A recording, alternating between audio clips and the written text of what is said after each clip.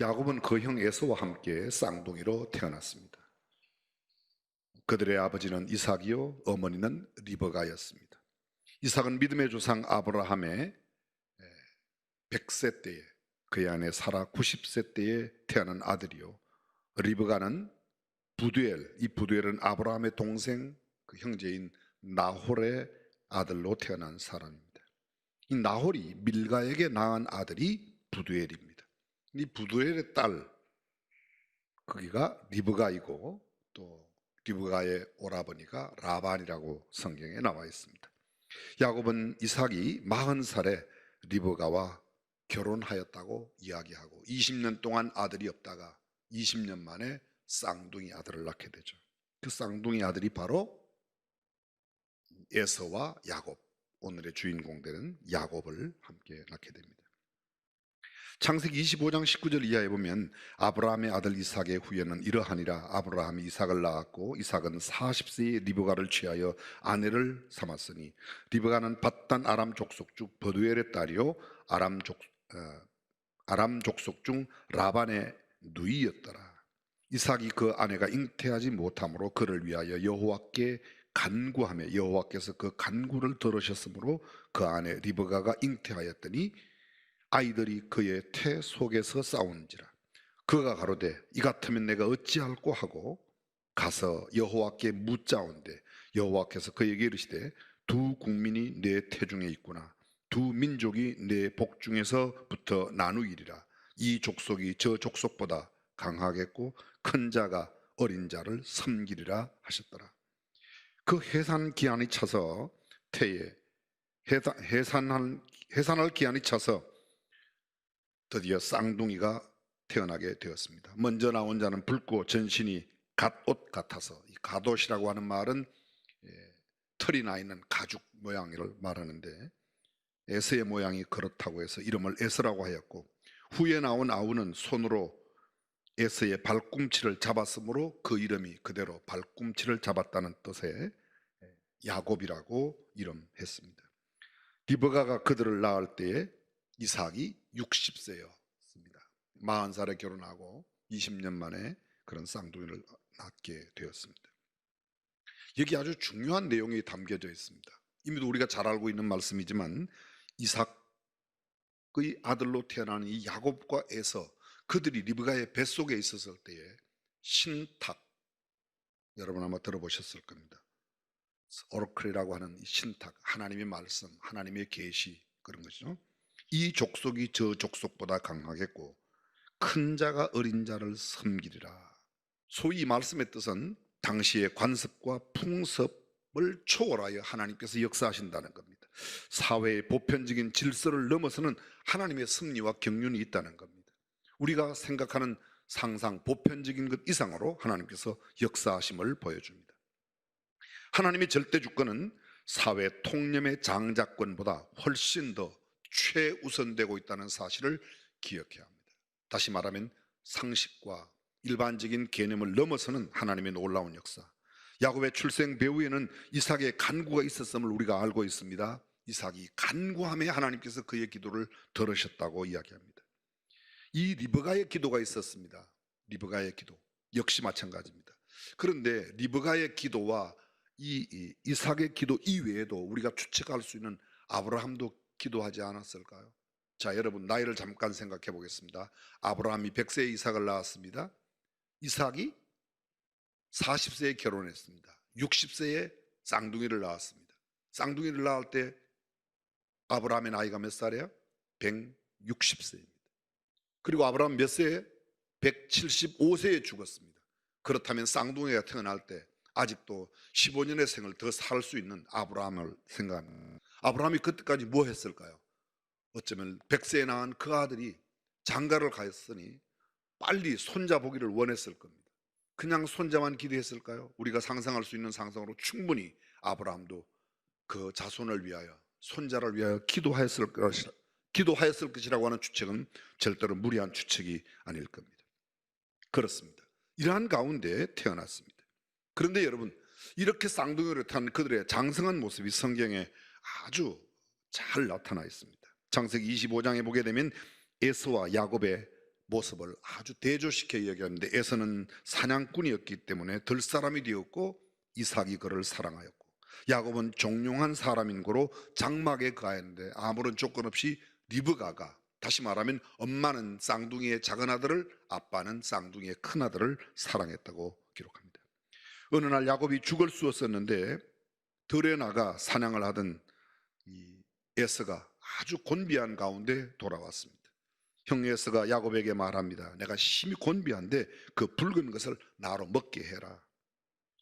이 붉은 것을 먹게 한다. 이미 에서의 의미가 붙고 에서의 후손, 그 이후에 에돔 땅도 모두 에서라는 이름에서 연유하게 되는데, 그것도 역시 마찬가지 붉다는 뜻이죠. 붉은 이런 뜻입니다.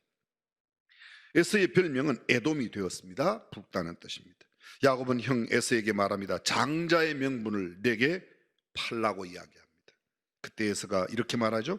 내가 죽게 되었으니 이 장자의 명분이 내게 무엇이 유익한가? 야곱은 말합니다. 오늘 내게 맹세하라. 에서가 맹세하고 장자의 명분을 야곱에게 팔았습니다. 야곱이 떡과 팥죽을 에서에게 주매 에서가 먹으며 마시고 일어나서 나갔으니 에서가 장자의 명분을 경홀히 여기며더라. 여러분, 여기 참 의미 있는 한 구절이 붙어져 있습니다. 장자의 명분을 경홀히 여겼더라. 에서의 문제가 아주 적실하게 나타납니다. 장자권을 경홀히 여겼습니다. 가볍게 여겼습니다. 우습게 여겼습니다. 장자권의 권한이 얼마나 위대한지 그 속에 담겨져 있는 의미를 몰랐다는 겁니다. 물론 책임도 있습니다. 장자로서의 책임. 그러나 에서는 그런 책임이나 그런 장자권에 담겨져 있는 그 축복을 한 번도 깊이 생각해 보지 않았습니다. 아버지의 대를 이어 하나님께서 축복하신 그 수많은 축복들을 상속한다는 상속권, 가문을 일으켜야 하는 여러 가지 책임감, 그동안 그 가문에 있었던 모든 가풍 이런 것들을 다 무시했습니다. 그리고 결국 그 에서는 40살에 헷사람의 아내를 얻게 됩니다. 헷사람, 가나안 7족속 가운데 헷 족속 있죠. 가나안 족속, 헷 족속, 여부스 족속, 기르가 족속 7족속 가운데 가나안 여인을 취합니다. 성경은 이렇게 말합니다. 에서가 40세에 헷 족속 부엘리의 딸 유딧과 헷 족속 엘론의 딸 바스맛을 아내로 취하였더니 그들이 이삭과 리브가의 마음에 근심이 되었더라고 이야기하고 있습니다. 에서는 전혀 영적인 일이나 부모님들의 관심에 대하여 전혀 신경을 쓰지 않습니다. 그는 아버지의 일, 하나님의 계획과 섭리, 하나님의 뜻에 대해서는 조금도 관심이 없는 사람처럼 보입니다. 그는 굉장히 망령된 자였다고 신약은 말합니다. 그러나 야곱은 달랐습니다. 성경은 야곱을 교활하다고 표현하지만 야곱의 관심은 언제나 어떻게 하면 장자권을 가져올까? 형이 굶주린 그때도 그의 관심은 형에게 무엇을 나눠주고 베풀어주는 것보다 훨씬 더 장자권에 대한 생각이 있습니다. 장자권 주면 내가 이 붉은 죽, 팥죽이라고 성경은 후에 말하죠. 그리고 떡과 함께 주었습니다. 아버지를 속이고 아버지의 축복을 가로채는 야곱 나타납니다. 그 이후에 또 나타납니다. 우리가 이미 잘 알고 있습니다. 나이 많아 눈이 어두워 잘 보지 못하는 이삭이 에서에게 이야기합니다. 내가 사냥한 별미를 먹게 하여 내가 힘을 얻어 너에게 마지막 축복을 하게 하라. 그 이야기를 리브가가 듣고 야곱을 부르죠. 에서가 사냥을 나간 뒤에 리브가가 야곱을 불러서 너의 아버지가 너 형에게 이렇게 이야기했는데 너는 내가 네게 명하는 대로 그대로 해라. 성경은 이렇게 말하면 내 아들아 내 말을 조차 내가 네게 명하는 대로 염소떼에 가서 좋은 새끼를 가져오면 내가 그것으로 내 부친을 위하여 그 즐기시는 별미를 만들리니 네가 그것을 가져 내 부친께 드려서 그로 죽으시기 전에 네게 축복하기 위하여 잡수시게 하라. 아버지가 좋아하는 음식을 드려서 기쁘시게 하는 게 아니고 아버지가 좋아하는 음식을 주어서 너로 하여금 축복하게 하라. 동기가 아주 잘못됐죠. 긴 설명을 드릴 수 없지만 우리가 이미 헤아리고 있습니다. 야곱이 모친 리브가에게 이렇게 말합니다.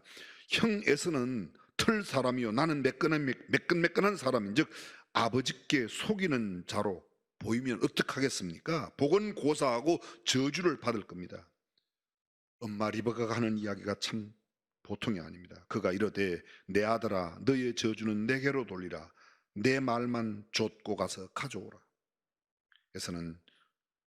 에서의 좋은 옷을 준비하고 염소 새끼를 가져와 그것으로 요리를 만들게 하고 염소 새끼의 가죽으로 손과 목에 매끈매끈한 곳을 다 꾸밉니다. 별미와 떡을 손에 들려 아버지에게 가지고 들어가 아버지에게 나갑니다. 아버지여. 이삭이 뭐라고 말합니까? 어떻게 너 참 목소리가 이상하다. 너 야곱의 목소리인데. 아닙니다. 나는 아버지의 맏아들 에서입니다. 아버지께서 내게 명하신 대로 내가 하였사오니 청컨대 일어나 앉으소서. 내 사냥한 고기를 잡수시고 아버지의 마음껏 내게 축복하소서. 아버지가 또 묻습니다. 어찌 이렇게 속히 잡았느냐? 그 다음 이야기를 자세히 들어보십시오. 아버지의 하나님 여호와께서 나로 순적히 만나게 하셨나이다. 하나님을 빌어 거짓말을 하고 있습니다. 여기에 형을 속이는 것으로부터 시작해서 아버지를 속이고 한 걸음 더 나아가 하나님을 빙자하며 아버지의 하나님 여호와께서 나로 순적하게 네가 참 내 아들이냐? 그러하니이다. 가져오라. 사냥한 고기와 포도주를 먹고 아들을 불러 입 맞추고 아버지가 이야기합니다. 에서의 옷을 입은 이 야곱을 안고 너의 향치는 참 좋은 향치라고 그에게 축복을 합니다. 그 축복을 다 받고 야곱이 떠나가자마자 에서가 막 사냥한 고기로 별미를 만들어 아버지에게 왔습니다. 그때 아버지가 너는 누구냐? 내가 이미 다 복을 주었는데 그때 이삭이 이 에서를 만나며 그가 가졌던 태도의 모습, 그의 신체의 모습을 성경은 이렇게 기록합니다. 이삭이 심히 크게 떨며 사냥한 고기를 내게 가져온 자가 누구냐? 그가 복을 받을 것이라. 에서가 아버지의 말을 듣고 방성대국하며 아버지에게 이릅니다. 내게 축복하소서, 내게도 그리하소서. 이삭이 가로되 네 아우가 간교하게 와서 네 복을 빼앗았도다. 그의 이름이 야곱이라 함이 합당치 아니하니까 그가 나를 속임이 이것이 두 번째니이다. 전에도 나의 장자의 명분을 빼앗고 이제는 내 복을 빼앗았나이다. 이때쯤 되어서 에서가 아는 겁니다. 그때 장자의 명분 빼앗긴 것, 지금 이 축복을 빼앗긴 것, 그것이 다 속았다고 얘기하는 것.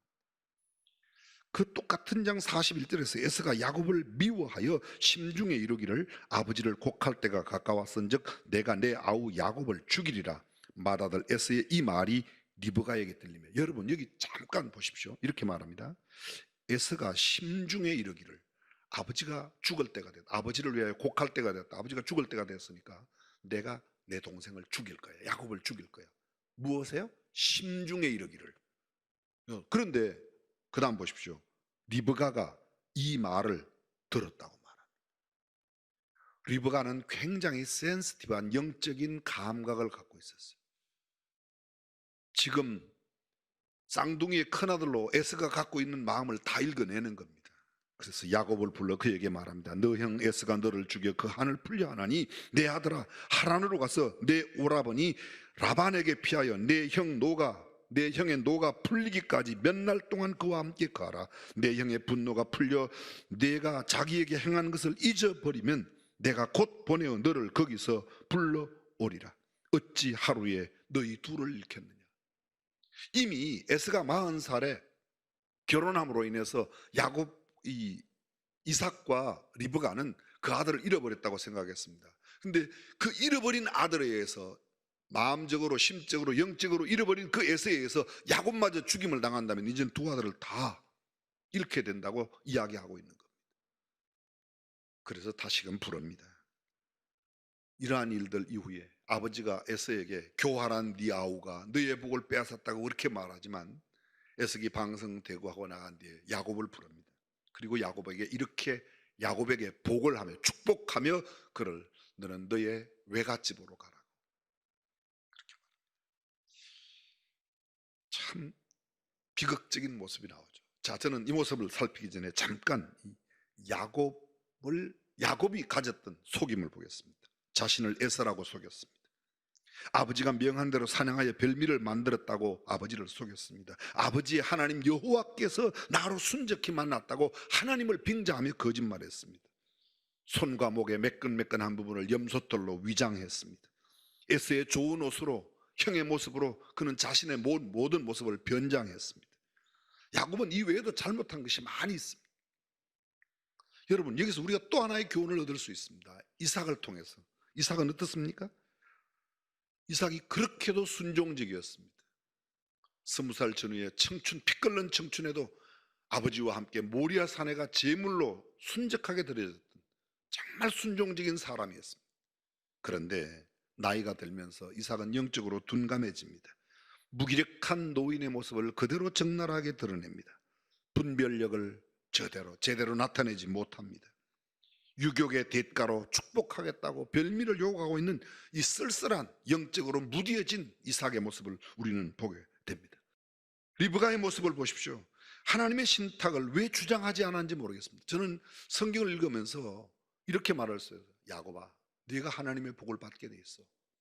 너와 너 형 에서가 내 몸에 있을 때 하나님께서 작은 자가 큰 자로부터 섬김을 받을 것이라고 하나님이 내게 말씀하셨어. 얼마든지 이 하나님의 약속을 주장해야 되는데 리브가는 그렇지는 않습니다. 하나님께서 말씀하셨던 그 모든 것을 싹 버리고 순수한 인간적인 방법으로 염소 끌어와라, 내가 별미 만들겠다, 형의 옷으로 위장, 모든 것을 이렇게 합니다.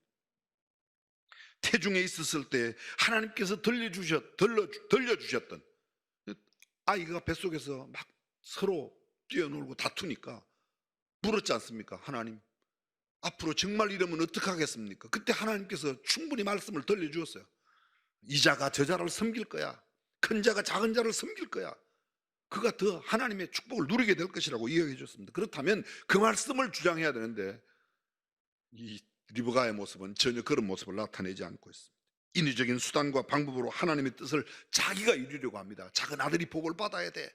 내가 내 힘으로. 아까도 말씀드렸지만 선한 목적이 거짓된 과정을 절대로 정당화시킬 수 없습니다. 정직한 실패가 부정직하고 불의한 성공보다 낫다고 성경은 말합니다. 정의로운 적은 재산이 불의한 많은 것보다 낫다는 말씀을 잠언은 우리에게 이야기해 주고 있습니다. 다시 이삭은 이 야곱을 불러 축복합니다. 그리고 외삼촌 라반에게로 보냅니다.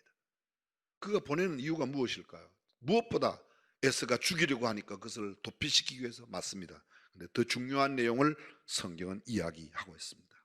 야곱에게 이삭이 하고 있는 겁니다. 내 아들아, 너는 절대로 이 가나안 사람 가운데 아내를 취하지 마라.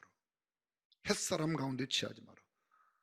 너의 쌍둥이 형이 햇사람을 취하여 우리에게 그거 얼마나 근심이 되는지 몰라. 그러니까 너는 우리 열조의 사람, 다시 말하면 너의 할아버지 되는 아브라함, 그 아브라함의 친족이 살고 있는 나홀이 밀가로 말미암아 낳았던 버두엘의 집에 가서 라반이 있고, 다시 말하면 너의 외삼촌, 너희 엄마가 리브가고 리브가의 오라버니가 라반인데 그 라반의 딸들 가운데서 내 아내를 취하라고 말합니다. 훗날 이미 우리가 알고 있지만 그는 라헬과 레아를 아내로 맞습니다. 그가 라반의 딸들 아니겠습니까?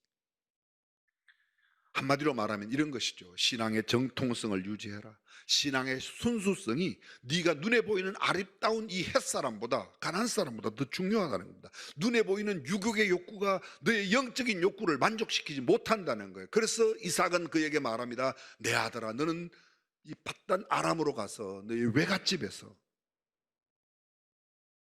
아내를 취하라고 말하고 있습니다. 그리고는 그를 축복합니다. 생육하고 번성하라. 여러 족속을 이루게 하시겠다고 하나님이 말씀하셨다. 아브라함에게 허락하신 그 복을 내게 주어 너와 너의 자손에게, 그리고 하나님께서 주신 이 땅에서 너의 유업이 왕성하게 될 것이라고 그렇게 약속하십니다. 그리고 그는 아버지의 곁을 떠나 드디어 외갓집으로, 훗날 처갓집이 될 그 외갓집으로 갑니다. 14년을 두 아내와 또 두 여종을 위해서 그 4명의 부인이 되었죠. 사실 둘은 부인이었고 둘은 여종이었지만 첩으로 부인을 삼아서 13남매의 자녀를 훗날까지 다 합하면 마지막 태어나는 이 베냐민은 이때 태어나지 않습니다. 베냐민은 이곳을 나온 뒤에 태어나게 되죠. 또 레아가 마지막 나는 디나 마찬가지입니다. 근데 이렇게 14년을 보내고 난 뒤 나도 이제 가족이 많아졌으니까 그냥 일할 수 없지 않습니까? 라반이 불러서 얘기합니다. 그때 라반에게 품삯을 이야기하는데 잘 알고 있는 대로 양떼를 나누도록 하죠. 전박이나 얼룩얼룩한 것은 다 내가 가져라. 그러니까 실한 놈들은 전부 다 교미할 때마다 신풍나무 단풍나무가 있는 냇가에 가서 교미를 시키고 했습니다. 무려 이것을 무려 몇 번에 바꾸죠? 네, 그 외삼촌 라반이, 외삼촌이자 장인 라반이요 10번이나 바꿉니다. 알록알록한 건 내가 가질게, 순수한 거 내가 가질게. 이렇게 10번이나 바꾸지만 바꿀 때마다 하나님께서 야곱의 것만 자꾸 늘려주시는 겁니다. 그렇게 해서 무려 6년간을 더 있습니다. 20년이 다 찼습니다. 20년이 찼습니다. 그리고 20년 이후에 이제는 집으로 돌아가야 되겠다고 생각한 이 야곱이 그의 4명의 아내와 자녀들을 데리고 떠납니다. 그리고 오늘 성경 본문이 있는 직전 창세기 32장 바로 야복 나루에까지 다가오게 되죠. 야복 나루 직전의 상황, 야곱과 그 일행이 하나님과 사자들을 만나는 이야기가 나옵니다. 그래서 그곳 이름을 마하나임, 하나님의 군대를 만나죠. 근데 하나님의 군대를 만나고도 여전히 야곱이 그렇게 평탄하지 않습니다. 드디어 세일 땅 에돔이라는 곳입니다. 에돔 그러면 그건 에서의 땅이에요. 혹시 여러분들 가운데서 아마 요르단을 가보신 분들, 요르단에 페트라라고 하는 유명한 성지가 있습니다. 그게 바로 에돔이 옛날에 이루었던 고대 도시를 페트라인데요. 어쨌든 그곳 에돔에 이르러 형 에서에게 사자들을 보냅니다. 근데 사자들을 보내면서 사자들에게 가서 형의 형편을 살펴보라고. 근데 이 사자들이 갔다 와서 보고를 하는데 기가 막힙니다. 형 에서가 400명의 부하를 데리고 지금 야곱이 온다는 소식을 듣고 야곱을 잡기 위해서 오는 겁니다. 참 어찌할 바 없습니다. 그때 야곱이 취한 행동이 오늘 본문 나오기 직전 32장 1절 이하 나옵니다. 한마디로 말하면 야곱이 그곳에서 하나님께 기도하는 겁니다. 하나님, 내가 이 요단강을 건널 때 지팡이만 들고 건넜는데 지금은 이렇게 큰 때를 이루어 돌아오게 되었습니다. 아내도 얻고 나는 자식을 얻었습니다. 하나님께서 아브라함에게 약속하신 그 약속을 근거로 다 이야기를 합니다. 내가 지팡이만 가지고 요단을 건넜더니 2때나 이루었나이다. 주께 구하오니 나의 형 에서의 손에서 나를 구하소서. 주께서 정녕 내게 은혜를 베풀어 내 씨로 바다에 셀 수 없는 모래와 같이 하리라고 하시지 않았습니까? 지금 형 에서에게 내가 죽는다면 이게 어떻게 되겠습니까? 그리고 에서를 위해서 이 야곱이 예물을 준비하죠. 그리고는 야복나루에서 혼자 남아 있습니다. 오늘 성경 보면 야곱이 홀로 남아 인위적인 격리지만 격리가 된 상태에서 하나님 앞에 기도하죠. 어떤 사람은가 밤새도록 씨름을 합니다. 영어 성경 보니까 그게 레슬 되어 있습니다. 레슬링을 했다고 되어 있어요. 환도뼈가 이골이 됩니다. 다시 말하면 신체적으로는 그가 장애를 입지만 그 사람이 나를 축복하기 전에는 결코 놓아줄 수 없다고. 그때 묻습니다. 내 이름이 뭐냐? 야곱입니다. 다시는 야곱이라고 부르지 말아라. 이스라엘이라고 불러라. 이스라엘 그 뜻이 뭐예요? 우리 이미 알고 있습니다. 하나님과 겨루어 이겼다. 어떻게 사람이 하나님과 겨루어 이깁니까? 근데 끈질긴 이 야곱의 기도에 하나님께서 야, 나 이제 졌어. 쉬운 말로 말하면 나 너 졌어. 나 너한테 졌어. 그래서 내가 네 원하는 대로 다 해줄게. 졌어. 한마디로 말하면 야곱의 기도가 야복나루트에서의 육신이 장애인이 되면서까지 하나님 앞에 간구하고 기도했던 이 기도가 그를 하나님과 겨루어 이기게 만들었던 겁니다. 말씀을 맺겠습니다. 아버지께서 져주는 것이죠. 하나님이 져주는 것이죠. 다시 말하면 좀 쉬운 말로 말하면 이런 거야. 하나님도 내가 너한테는 졌어. 무엇이 이렇게 만들었습니까? 야곱의 야복나루트에서의 간절한 기도. 육신이 장애인이 되어도 영적인 복이 내게 임하기 전까지는 결코 놓을 수 없다는 생명을 건 기도. 자기는 다 포기했습니다. 2 아내와 2 여종, 자기의 아들들, 자기의 모든 재산을 다 강건해 놓고 홀로 남아서 하나님과 담판하는 것. 지금 코로나의 상황을 이길 수 있는 방법이 뭘까요? 우리 교회는 오늘 어쩌면 우리 교회 70년 역사에 처음 예배당 문을 닫아야 하는 이런 상황에서 영상으로 예배를 드립니다. 이것을 이길 수 있는 길은 하나님 앞에 야곱처럼 야복강 나루에서 기도했던 야곱의 기도야말로 이 위기를 이겨내는 승리케 하는 하나님의 놀라운 역사를 이루실 줄로 믿습니다. 금년도 우리 교회 표어가 뭐예요? 기도와 말씀, 말씀과 기도입니다. 기도 외에는 다른 이유가 없다. 내 집은 만민의 기도하는 집이다. 만민을 위하여 기도하는 집. 그렇습니다. 기도하는 저와 여러분들 승리로 모든 삶을 장식하고 하나님 앞에 의젓이 설 수 있기를 주님의 이름으로